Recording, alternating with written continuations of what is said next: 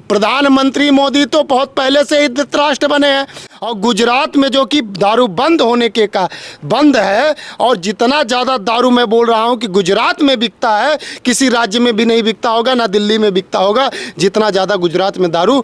हर जिले के अंदर दारू बिक रहा है और पुलिस प्रोडक्शन के बीच में बेचा जा रहा है। हमें विश्व गुरु का सपना दिखाया जा रहा है पत्रकार महोदय, हमें विश्व गुरु का सपना दिखाया जा रहा है। आज हमारे गुरुओं को अगर संविदा पे रखा जाएगा, कंट्रैक्ट पे रखा जाएगा, तो ये देश की हाथों में हथकड़ियाँ लगाने का काम हो गया। जब हमारे देश के शिक्षक ही आज़ाद नहीं होंगे, हमारे देश के युवा किस प्रकार से आज़ाद अपने आप को महसूस करेगी। और जिस देश का शिक्षक बंधक हो जाता है, जिस देश का शिक्षक बांध दिया जाता है, उस देश की कभी तरक्की नहीं होती है। ये देश को समझना पड़ेगा। ये अमित शाह देश का गृह मंत्री तड़ी पार है। नमस्कार, क्रांति मार्गથી હું વિમિત કુમાર અને આપણી સાથે થોડા સાથીઓ જોડાઈ ચૂક્યા છે। રાહુલ પ્રિયંકા ગાંધી સેનાના પ્રવક્તા, રાષ્ટ્રીય પ્રવક્તા કુલદીપ यादव સાથે વાત કરવાનો પ્રયાસ કરીશું। कुलदीप जी, गुजरात में क्यों आना हुआ? गुजरात में मैं इस बार 2024 के चुनाव के लिए यहाँ गुजरात का भ्रमण करने के लिए आया हूँ, क्योंकि यहाँ पे योगी जी और अमित शाह हर जगह गुजरात मॉडल की प्रशंसा करते रहते हैं। तो आज मैं गुजरात, आज 5-6 दिन से मैं यहाँ पे घूम रहा हूँ, और यहाँ पे इनके गुजरात मॉडल की जो व्यवस्थाएं हैं, और आज जग जाहिर करने जा रहा हूँ क्रांति मार्ग आपके चैनल के माध्यम से। तो यहाँ पे तो शिक्षा के जो आज विश्व गुरु की सपना देख रहे हैं हमारे देशवासियों को दिखाया जा रहा है प्रधानमंत्री मोदी जी के नेतृत्व में। आज यहाँ के टीचर को भी संविदा पे रखने का काम किया जा रहा है गुजरात में, और काफ़ी समय से हमने देखा कि वो धरना और प्रोटेस्ट कर रहे हैं, लेकिन गुजरात सरकार उनका अनसुना कर रहा है।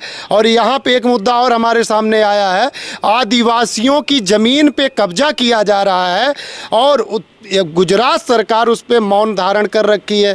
और भ्रष्टाचार जितना मैं गुजरात के अंदर देख रहा हूँ, पूरे भारत में ये भ्रष्टाचार नहीं है। गुजरात में जो अभी ज्ञान सहायक योजना आई है, वहाँ पे अध्यापकों को कॉन्ट्रैक्ट पे रखा जाएगा। उनकी डिमांड है कि हमें कायमी करो, मतलब कि परमानेंट हमें नौकरी दो। लेकिन सरकार उनको कि उन पर कोई ध्यान नहीं दे रही है।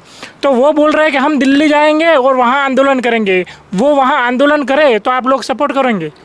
देखिए, जुड़ेगा भारत तो जीतेगा इंडिया। हम नफरत करने वाले लोग नहीं हैं, हम मोहब्बत करने वाले लोग हैं। और आज जो टीचर, हमें विश्व गुरु का सपना दिखाया जा रहा है पत्रकार महोदय, हमें विश्व गुरु का सपना दिखाया जा रहा है।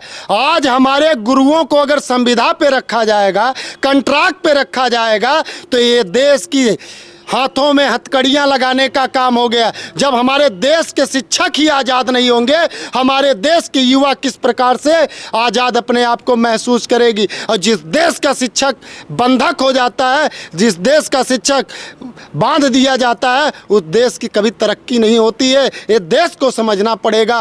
ये देश अब 2024 में इसका परिणाम ये बीजेपी एनडीए सरकार को दिखाने के लिए तत्पर है। वो जो शिक्षक है जिनको संविदा पे रखा जाएगा, वो बोल रहे हैं कि हमें किसी का सपोर्ट नहीं मिल रहा है, ना कांग्रेस का भी मिल रहा है। देखिए, मैं आपके चैनल के माध्यम से आह्वान करना चाहता हूं अपने सभी शिक्षक भाइयों से। मैं राष्ट्रीय प्रवक्ता राहुल प्रियंका गांधी सेना कांग्रेस, मैं अगर वो दिल्ली आते हैं, पूरा उनका स्वागत है, वेलकम है, और कांग्रेस पूरी मजबूती के साथ उनका समर्थन करेगी और उनके साथ रहेगी। गुजरात में तो शराबबंदी भी है, क्या आपको लगता है? आपको बताएं कि गुजरात के अंदर मैं कई ज़िलों में मैं गया, और वहाँ पे हमने देखा कि जगह जगह पे यहाँ पे दारू बेचे जा रहे हैं। और आज आम आदमी सरकार पे ऊपर, दिल्ली के ऊपर, ये दारू के ऊपर सरकार को, आम आदमी सरकार को घेरने का काम कर रहे हैं। सबसे ज़्यादा भ्रष्टाचार आम आदमी को दिखाने का काम कर रहे हैं। और गुजरात में जो कि दारू बंद होने के का बंद है, और जितना ज़्यादा दारू मैं बोल रहा हूँ कि गुजरात में बिकता है, किसी राज्य में भी नहीं बिकता होगा, ना दिल्ली में बिकता होगा जितना ज़्यादा गुजरात में दारू। हर जिले के अंदर दारू बिक रहा है और पुलिस प्रोडक्शन के बीच में बेचा जा रहा है। अच्छा, मतलब गुजरात में जो दारू बिक रहा है उसमें पुलिस का सहयोग है, ऐसा आपको लग रहा है? 100% पुलिस की ही सहयोग है और सरकार का ही सहयोग है, तभी तो धड़ल्ले के साथ यहाँ पे दारू बेची जा रही है।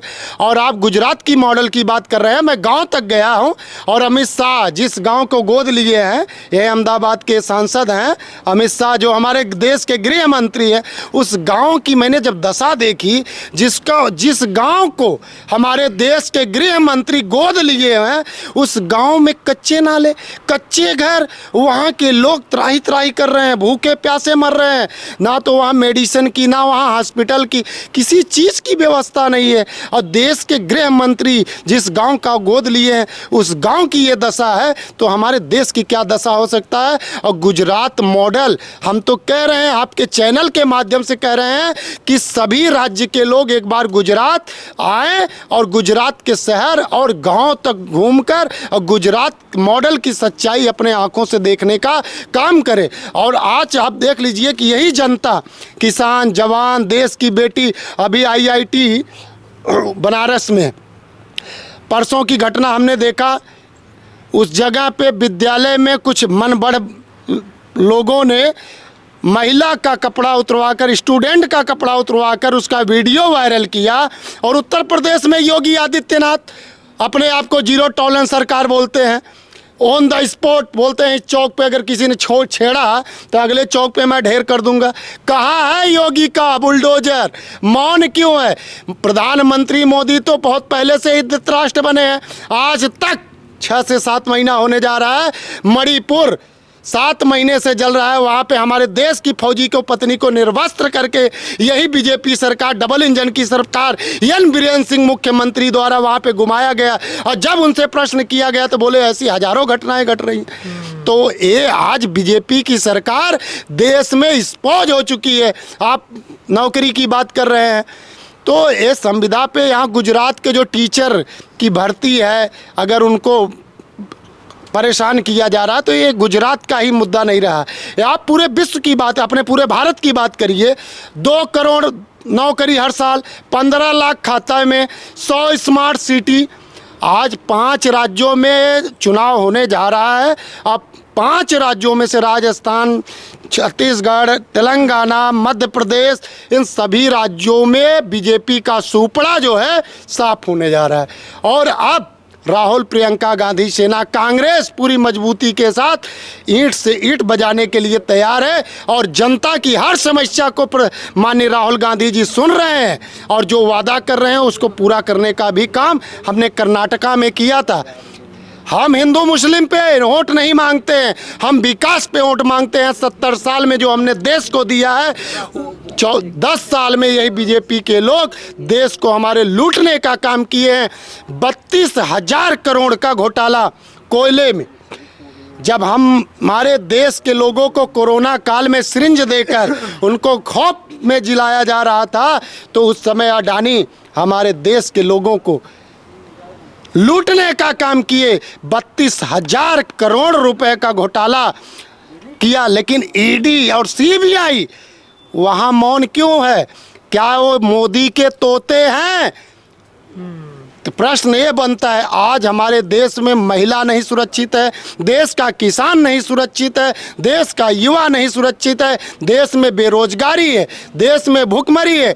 आज स्मृति ईरानी जो कभी सिलेंडर लेके नाचती थी फुटपाथों में दिल्ली में, आज महिला बाल विकास मंत्रालय उनके पास है।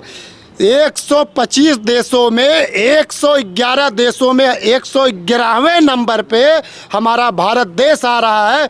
आज स्मृति ईरानी जी को शर्म आना चाहिए। और 2024 के बाद आपके चैनल पे मैं बोल रहा हूँ, आज स्मृति ईरानी बम्बई से आई थी ना, बम्बई से आई थी और सीरियल में काम करती थी, और फिर सीरियल में इनको उत्तर प्रदेश के लोगों ने भगाना है, क्योंकि इन्होंने, बीजेपी सरकार ने हमारे देश को जितना जुमले देकर हमारे देश को गुमराह करने का काम प्रधानमंत्री मोदी अमित शाह ने किया था।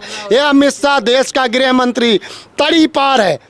आज हमारे देश का निर्वाचन चुनाव आयोग ये बोल रहा है कि जो 2024 में चुनाव लड़ेंगे उनको 3 बार मीडिया में, 3 बार न्यूज में आना पड़ेगा। क्या इतने कैरेक्टर के सांप हैं बीजेपी के लोग? तो बीजेपी में कौन कैरेक्टर का सांप है?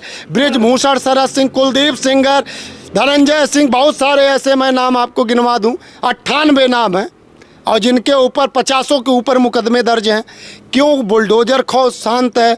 क्यों प्रधानमंत्री वहाँ पे शांत है? ये सिर्फ हमारे देश की जनता के इमोशनल को यूज कर कर हमारे देश के युवाओं को गुमराह करने का काम किया है। हमारे देश के युवा आज इनको हर चौक चौराहे पे गांव में खड़े होकर लड़ने के लिए और इस सरकार को भगाने के लिए तैयार हो गए, कमर कस लिए हैं। साथी आता अपनी સાથે કુલદીપ યાદવ જેઓ રાહુલ ગાંધી પ્રિયંકા ગાંધી સેનાના પ્રવક્તા હતા, તેઓ આપણી સાથે મજબૂતીથી બેબાકીથી વાત કરવાનો પ્રયાસ કર્યો. જોતા રહો ક્રાંતિ માર્ગ ઇન્કલાબ જિંદાબાદ.